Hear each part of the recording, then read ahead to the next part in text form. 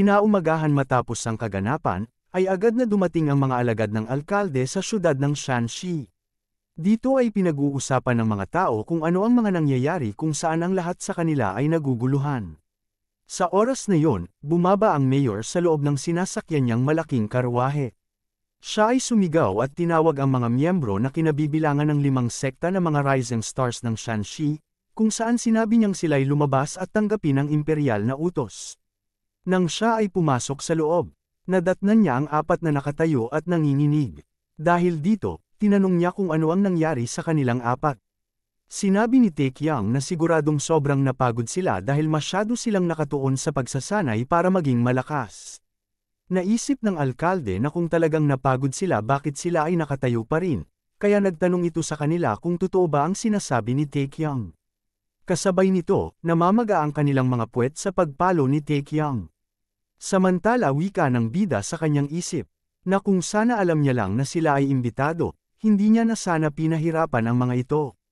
Nang hindi sila sumagot, lumingon ang nakakatakot na pagmumukha si Taekyang, kung saan sinambit nito na baka hindi lang narinig ng sinuman ang sinabi ng alkalde.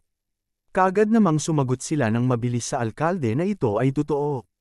Habang tumititig ang alkalde sa kanilang 4, napansin nito na tila mayroong isang tao na kulang sa kanila. Kaya tinanong nito kung nasaan ang isa sa kanila, dahil sa kanyang pagkakaalam mayroong pang isang tao na may pangalan na Wu Jin-tae.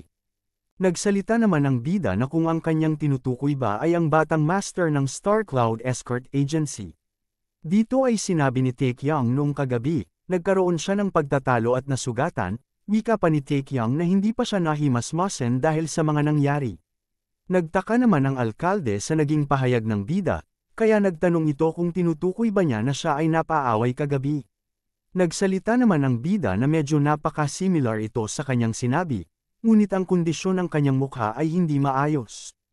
Kaya sa tingin ng bida ay napakahirap pa para sa kanya na magpakita sa ibang tao ngayon. Sinabi naman ng alkalde na hindi niya inaasahan na mayroong nagbabalak na gawin ito sa isa sa kanilang mga inimbitahan na bisita, kaya siya ay galit na nagsabi na walang kapatawaran ang taong gumawa nito sa kanya. Dito ay sinabi ng alkalde na siya ay nasa malaking panganib ngayon, dahil kahit ano pa ang gagamitin niyang rason ay hindi ito tinatanggap ng kanilang Panginoon. At kung ito ay marinig ng kanilang Panginoon, tiyak na magagalit siya at magiging magulo ang lahat ng nasa paligid. Nang ito ay marinig ng bida, tinanong nito kung ano ang kanyang ibig sabihin dito. Sumagot ang alkalde kay Taekyang na tiyak hahanapin ito at parurusahan niya ng mabuti ang kaawa-awang naglakas loob na manakit sa batang master ng Star Cloud Escort Agency. Wika pa ng alkalde na dosenang tao ang kailangang magbitiw sa kanilang mga posisyon dahil sa mahinang seguridad, at pagkatapos nito, sisimulan niyang habulin ako. Nagtataka naman ang bida at nag-isip na kung bakit kailangan pa umabot sa ganoong punto ang kanilang Panginoon. Napahawak na lamang ang alkalde sa kanyang ulo dahil sa pagkadismaya. Kaagad namang nagkaroon ng ideya si Taekyang kung saan siya ay nagmungkahi ng isang bagay. Pagkatapos, tinawag ng bida ang bagong gising na si Chungpang upang ito ay lumapit sa kanila. Sinabi ng bida na kung paano kung dalhin niya ang isa pang kaakit-akit na rising star na magiging kapalit ni Wu Jin-tae. Nagtanong naman ang alkalde kung sino naman ang isang batang ito. Noong una, mukhang ayaw pa ng alkalde dahil sa kanyang pagiging hindi formal. Kasabay nito, nagtataka naman si Chungpang sa kanilang mga pinag-uusapan. At kalaunan, pumayag na rin ang alkalde sa kanyang mungkahi. Dahil dito, nasiyahan naman ang bida ng oras na yon.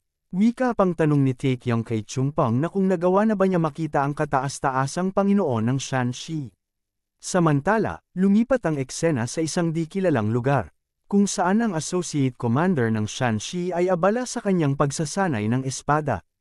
Nang siya ay mayroong napansin sa kanyang likuran, tinanong nito ang lalaki kung ano ang nangyayari, sapagkat alam niyang ipinagbabawal na manggulo sila sa kalagitnaan ng kanyang pagsasanay. Humingi naman ng paumanhin ang kanyang tauhan, kung saan sinambit nito na mayroong nagpahiwatig sa kanya na sinabi ng kanilang kataas-taasang Panginoon na iparating ang mga salitang ito sa kanya. Nagtaka namang tinanong ng lalaki kung ginawa ba talaga ito ng Panginoon. Sumagot ang kanyang tauhan na sila ay inutusan ng kanilang kataas-taasang Panginoon na dumalo sa tanghalian mamayang tanghali.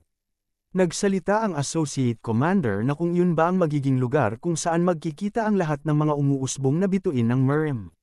Na tinugunan naman ang kanyang tauhan ng oo. Dahil dito, iniisip niyang siya ay punong-puno pa ng mga maraming gawain sa pagsasanay ng kanyang mga sundalo. Ngunit hindi niya naman maaaring tanggihan ito, dahil utos ito ng kanyang kataas-taasang kaharian. Sa puntong yon, inutos nito sa kanyang tauhan na ipagsabi na siya ay pupunta doon. Bumalik naman ang eksena sa kanila ni Taekyang, kung saan nasa loob sila sa isang malaking karwahe na hinihila ng maraming kabayo. Sinabi ni Chungpang na ito ang kanyang kauna-unahang sakay sa isang karwahe na hinihila ng 6 na kabayo. Sapagkat hindi pa siya nakakasakay dito, iniisip naman ng bida na mukhang malayo talaga siya sa sibilisasyon, dahil kahit minsan ay hindi pa ito nakakita ng isang karwahe. Naalala naman ni Taekyang ang unang pakiusap ni Chungpang, na siya ay dalhin sa kanyang pupuntahan upang makita rin niya ang Panginoon. Kaya napaisip ang bida na ito'y maganda dahil mukhang madali lang siya pakisamahan sa mga ganitong bagay. Nag-iisip naman ang 4 na miyembro kung tama ba ang kanilang pasya na sumama at pumayag sa desisyon ni Taekyang. Wika naman ng isa sa kanyang isip na kung makagawa si Taekyang ng pagkakamali sa harap ng kanilang kataas-taasang Panginoon, ay malamang na mapapahamak rin sila.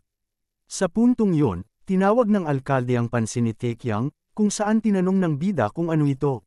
Dito ay tinuro ng alkalde si Chungpang, sabay tanong kay Taekyang na kung siya ba ay sigurado na maayos itong tao. Nagsalita naman si Taekyang na siya ay kanyang pagkatiwalaan, at tinitiyak nito sa kanya na siya ay isang eksperto. Sumagot naman ang alkalde na siya ay walang pakialam kung siya ba ay isang eksperto o hindi, dahil ang kanyang gustong malaman kung talaga bang nasa tama siyang pag-iisip. Nagpahayag naman ang bida na wala siyang dapat ipag-alala, dahil aakuin nito ang responsibilidad upang wala siyang ibang alalahanin pa. Gumaan naman ang pakiramdam ng alkalde kung saan nagawa niya rin makahinga ng maayos. Nang bigla, nailipat ang pansin nila kay Chungpang, dahil nagawa nitong sirain ang isang nakasabit na gintong estatwa. Wika pa niyang tanong kung bakit ba ito nahulog ng ganoon kadali. Kaya tinanong muli ng alkalde ang bida kung siya ba ay sigurado na nasa tamang pag-iisip si Chungpang. Samantala, lumipat ang eksena sa kaharian ng kataas-taasang Panginoon ng Shanxi, kung saan lumakad-lakad ang Associate Commander patungo sa loob. Nang mapansin siya ng mga nakabantay na tauhan, ay agad na mabilis silang bumati sa kanilang Associate Commander. Sinabi rin niya sa kanyang tauhan na ipagsabi nila sa kanilang Panginoon na siya ay dumating na. Kaagad namang ipinaalam nila sa loob ng silid na dumating na ang Associate Commander na si Lipong. Ngunit nagtaka siya sa isang boses na nagsalita sa loob, dahil mukhang ang boses na ito ay isang pamilyar sa kanya.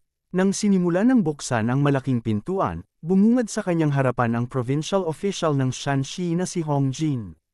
Wika pa niya sa kanyang isip na paano ang isang bastardo na taong ito ay nandito. Samantala sa kabilang panig, nangangamba na tinatanong ni Wei Qiang si Wei Pang kung nakarating na kaya si Taekyang sa kaharian ng Panginoon.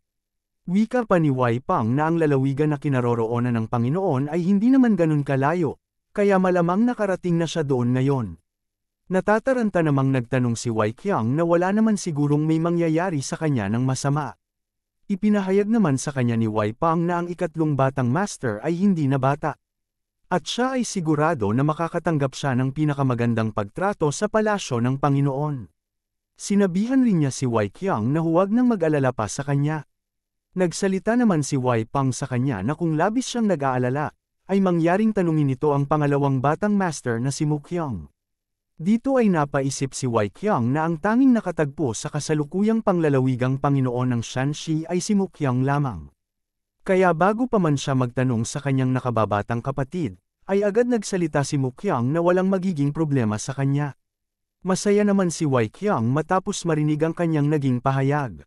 Subalit nagsalita si Mu Qiang na mangyayari lamang malampasan ito ni Taekyang kung malakas ang kanyang sikmura.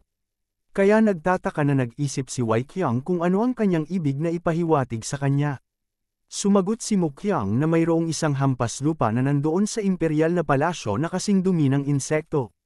Bumalik ang eksena sa palasyo, kung saan napaisip si Lipong na si Hong Jin ay mayroong isang mapanlinlang na dila at mga pandaraya, dahil tinatakpan nito ang mga totoong nakikita at naririnig ng kanilang mahal na Panginoon. Wika pa niya na siya ay isang taksil at ganid na hampas lupa. Pumasok rin sa kanyang isip nang may tanong kung ano ang ginagawa ng katulad niya dito. Mayroon lamang dalawang matataas na posisyon ng mga opisyales sa lalawigan, ito ay ang provincial official na isang second grade at ang associate commander na third grade. Nagwika naman si Hong Jin sa kanya na sa tagal nilang hindi nagkita, mukhang naging malamig yata ang pakikitungo nito sa kanya. Kaya siya ay nagtanong sa associate commander na kung nainsulto ba siya nito. Nagpahayag naman si Li Peng sa kanya na ito'y malabo mangyari, at nagiging ganito lamang siya ngayon dahil sa dami ng mga mababagsik na martial artist na pupunta dito ngayon. Kung saan sinabi niyang nag-aalala lamang ito baka maging hindi komportable ang panglalawigang opisyal sa kanila. Sumagot naman si Hong Jin na mukhang wala naman dapat ipag-alala sa kanila, sapagkat gusto din niya ang mga iyon. Dito ay kanyang isinalaysay na mukhang nakakaramdam siya ng pagkalayo sa kanila sa tuwing sila ay nag-uusap. Wika pa niya na magsalita siya sa kanya nang may komportable, kaya nagtanong ito sa kanya kung bakit ganito ang kanyang pakikitungo sa kanya. Nagsalita naman si Li Peng na kung gusto ba niya tawagin siya nito sa pangalang lalaki na walang bayag. Hindi naman nagustuhan ni Hong Jin ang kanyang naging sagot sa kanya. Wika pa niya na mukhang naging sobra na yata siya sa kanyang bibig. Nagsalita naman si Li Peng na siya ay sumusunod lamang sa kanyang mga sinasabi. Sinabi naman ni Hong Jin sa kanya na mukhang lumaki ng husto ang kanilang associate commander. Dahil inakala niya na magaling lamang ito sa paggamit ng espada, pero nang makita siya nito ngayon, mukhang magaling rin siya sa paggamit ng dila, dagdag pa niya na siya ay kanyang nakikita sa ibang paraan ngayon. Sinagot naman siya ni Li Peng na siya ay malayo lamang kumpara sa kanya. Ilang sandali, huminto sa pagsagot si Hong Jin sa kanya at sinabi na ang pag-uusap nila ng ganito ay kanilang itutuloy sa susunod na araw. At mula sa sumunod na usapan, pinapaalala ni Hong Jin sa kanya na mayroon siyang gusto malaman. Dito ay kanyang tinanong si Li Peng na hindi ba't sinabi mong galing ka sa Mount Hua Sect? Na nagbigay gulat naman kay Li Peng ng oras na yon. Sinagot naman siya ng oo ni Li Peng at sinabi na siya ay naging disipulo roon dati. Nagtanong ulit si Hong Jin sa kanya na di ba ang Mount Hua Sect ay mula sa lalawigan ng Shanxi. Nagpahayag si Li Peng na ito ay tama, kaya wika niyang tanong kung bakit niya namang bigla na tinatanong ang mga ganitong bagay sa kanya. Wika niya na nakatagpo lang siya ng ilang mga martial artist mula sa Shanxi ngayon, at siya ay nagtataka kung narinig na rin ba ng associate commander ang kanilang mga pangalan. Kaya agaran niyang tinanong ng may pagkabahala si Hong Jin kung ang mga martial artist ba na dadalo ngayon ay galing sa sekta ng Mount Hua. Tumanggi naman si Hong Jin sa kanyang tanong at sinabi na kung ang mga iyon ay doon galing, ay malamang na ipinaalam na niya ito sa kanya. Nakahinga naman siya ng maayos matapos niyang malaman ang kanyang naging pahayag. Wika nito sa kanyang isip na kahit na iniwan niya ang sekta ng Mount Hua sa sarili niyang kagustuhan, ito ay isang bagay na ipagmamalaki niya pa rin sa kanyang buong buhay. At walang paraan na ang sekta ng Mount Hua ay maaaring may ugnay sa isang taksil na tulad ni Hong Jin. Pagkatapos, siya ay nagsalita na hindi lang iisa o dalawa ang mga sekta sa Shanxi, at hindi naman siya lumabas sa kanilang lugar noong nag-eensayo siya sa bundok, kaya hindi niya alam ang tungkol sa mga martial artist ng ibang mga sekta. Nagpahayag namang nakangiti si Hong Jin sa kanya na siya ay sigurado na sila ay kanyang makikilala rin. Nang sandaling yon, pinatunog ni Hong Jin ang tasa gamit ang kanyang chopstick. Kung saan inihayag ng mga gwardiya sa labas na ang Southern Edge Sect mula sa kabilang panig ng Shanxi ay humihiling na makipagkita kay Hong Jin. Sa puntong yon, kaagad naman nagulat at nagtaka si Li Peng sa mga sinambit ng gwardiya sa labas. Nakangiti nagwika si Hong Jin na dahil taga Shanxi rin sila, siya ay naghanda ng mga upuan para sa kanila. Tinanong rin niya si Li Peng kung ito ba ay ayos lang sa kanya na sila ay kanyang inimbita. Naisip naman ni Li Peng na ang walang hiya na bastardong ito ay nagawa pa rin ng mga ganitong bagay, kahit nagaano pa siya kahiwalay sa mga pangyayari sa Miriam, wika pa niya na tiyak na sinasadya ito ni Hong Jin. Sapagkat alam niyang may hidwaan ang Mount Hua Sect at Southern Edge Sect na mahigit sa 100 taon na. Siya ay tumingin sa kanya at nagsabi sa kanyang isip na napakatusaw talaga ng bastardong ito. Pagkatapos, kaagad nagtanong ang mga taga-sekta ng Southern Edge kung si Li Peng ba ng Mount Hua ang kanilang nakita. Kaya tinanong ni Li Peng ang mga ito kung bakit sila naparito. Sumagot naman ang taga-Southern Edge Sect sa kanya na kung anong klaseng tanong ito, sapagkat personal silang inimbita ng provincial official. Kaya kahit 1,000 milya pa ang layo nila, tatakbo pa rin sila na pupunta dito. Kaagad naman silang nagbigay ng paggalang sa provincial official at binati ang isa't isa. Nagpapasalamat naman si Hong Jin sa kanilang pagdalo sa kanyang imbitasyon. Tumawa si Gang Ilyek kay Lipong at nagsalita sa kanya na mukhang may magandang reputasyon na siya dito ngayon. Wika pa nila na mas mabuti na yon kaysa sa isang simpleng ermitanyo sa Mount Hoa. Hindi naman nagustuhan ni Lipong ang kanyang naging pahayag at sinambit na paano ang isang tulad nila namang insulto sa sekta ng Mount Hoa. Pagkatapos, nagkaharap ang dalawa na may galit sa isa't isa, kung saan sinambit ni Gang Ilyek na siya ang nang-insulto sa Mount Hoa. Sapagkat 10 taon na ang nakalipas, sa taglay na galing ng martial arts ng Mount Hoa, sila ay nakatikim pa rin ng pagkatalo sa loob ng halos 100 segundo. Nagustuhan naman ni Hong Jin ang mga nangyayari ngayon sa pagitan nilang dalawa. Nang bigla, nagpahayag ang mga gwardiya sa labas ng pintuan na ang rising star ng Shanxi ay nakarating na. Nang siya ay pumasok sa loob, bumungad sa kanyang harapan ang hindi kaaya-aya na atmosfera sa kanyang paligid. Kung saan nakita nito ang dalawang tao na magkaharap na tila hindi magkaayos. Kaya napaisip ang bida kung dapat ba siyang bumati o hindi. Wika pa niyang tanong sa kanyang sarili kung dapat bang manatili na lamang siya nakatayo dito. Kasabay nito ang hangal na si Chung Pang ay abala na naglalaway sa mga nakahandang pagkain. Kaagad namang pumasok sa eksena si Hong Jin, at nagsalita na narinig nito na may isang batang bayani mula sa pamilya Jin ng Taiyuan na darating ngayon. Kaya wika niyang tanong sa ating bida kung siya ba ang taong yon. Sumagot naman ang bida ng oo, kung saan nagpakilala ito na siya ay si Jin Taekyang galing sa pamilya Jin ng Taiyuan. Kasabay nito, lumipat ang pansin ng dalawang nag-aaway sa likuran sa ating bida. Dahil dito, lumapit si Gang Ilyek at sinabi na marahil siya ang sleeping dragon ng Shanxi. Ipinahayag rin niya sa bida na mas bata pala siya kaysa sa kanyang inaakala. Nasambit rin niya na kumakalat ang balita na siya ay isang napakatalentadong tao. Kaya siya ay nagsalita na nagagalak siyang makilala ang isang junior na tulad niya. Ipinakilala niya ang kanyang sarili sa bida bilang si Gang Ilyek. Nagtataka naman ang bida sa pagtawag sa kanyang bilang junior, kung saan siya ay napipikon sa lalaki dahil umaasta ito bilang isang senior sa kanya, kahit pa man hindi sila magkakilala dalawa. Dahil sa hindi pagsagot ng bida, nagpahayag ang lalaki sa kanya na mukhang hindi nito nadinig ang kanyang sinabi, kaya sinabi nito sa bida na sila ay nanggaling rin sa lalawigan ng Shanxi. Wika niyang tanong sa bida na malamang narinig na din niya ang sekta ng Southern Edge sa Shanxi. Sumagot ang bida na mukhang narinig na niya ang pangalan ng Southern Edge sect, kung saan sinambit nito na parang isa ito sa nabasa niyang nobela. Kaya nagtanong si Gang Ilyek kung ano ang kanyang pinagsasabi. Samantala ang bida ay tumatawa na huwag niya nalang pansinin ang kanyang sinabi. Sa puntong yon, nagalit si Gang Ilyek sa ating bida, kung saan sinambit nito sa kanyang isip na paano ang isang bastardong ito ay magsalita ng mga kalokohan, o baka nagkakamali lang ang bata sa kanyang mga sinabi. Nagpahayag naman si Taekyang sa kanya na nagkamali lamang siya ng pag-intindi kanina. Pagkatapos, inihayag nito sa bida na tila mayroon siyang kakaibang ugali ng pagtigil sa pagitan ng mga salita. Sinabihan niya naman ang bida na magpatuloy sa pagsasalita, dahil sasagutin nito ang lahat sa kanyang mga tanong. Sinabi ni Taekyang sa kanya na maaari ba niyang malaman ang pangalan ng leader ng sekta nila ngayon. Sumagot naman si Gang Ilyek na ang pangunahing leader ng kanilang sekta ngayon ay si Gang Iljong. Subalit hindi nagbigay ng anumang reaksyon ang bida sa kanyang narinig matapos niyang sabihin ang pangalan ng kanilang leader. Kaya nagpainis pa ito ng lalo sa kanya at nagtanong sa bida kung hindi pa ba niya nagawang marining ang mga ito. Tinanong rin niya ang bida kung kilala ba niya ang palayaw na Tempest Swordsman.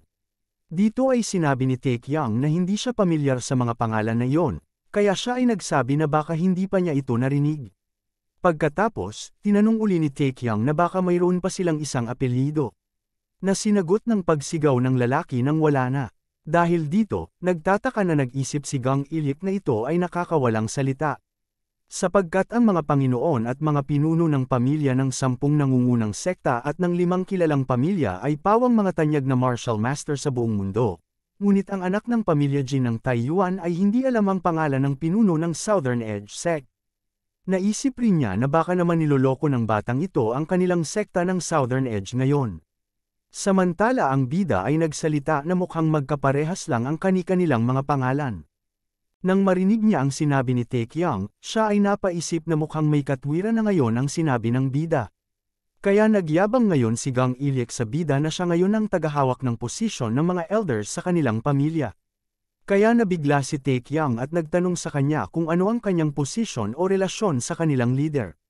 Dito ay sinabi ni Gang Ilyek na siya ang ikalimang pinsan ng ama ng leader. Sinabi nito kay Taekyang na itago niya lamang muna ito sa kanyang sarili. Dahil siya ay sigurado na magbabago ang paraan ng pakikitungo ng mga tao sa kanya kung ang katotohanan ito ay kumalat. Wika pa niya na kung hindi makakaya ni Taekyang na pigilin ang pagnanais na sabihin ito, ay pwede naman niyang ipagkalat ito sa kanyang malalapit na mga kaibigan. Sumagot si Taekyang sa kanya na hindi niya gagawin yon. Sapagkat anong silbi ng pagsasabi ng ganitong bagay kung siya ay ikalimang pinsan lamang ng ama ng leader. Sinabi rin ng bida na siya ay walang pinagkaiba sa isang estranghero. Dahil inakala pa naman ng bida noong una ay magkamag-anak sila o mag-ama ng leader, ngunit napagtanto niya na mukhang malayo naman silang dalawa. Dahil sa naging pahayag ng bida, nabigla si Gang Ilyek at napasabi na kung ang bastardong hangal na bata na si Taekyang ay nagawang mang-insulto sa kanya.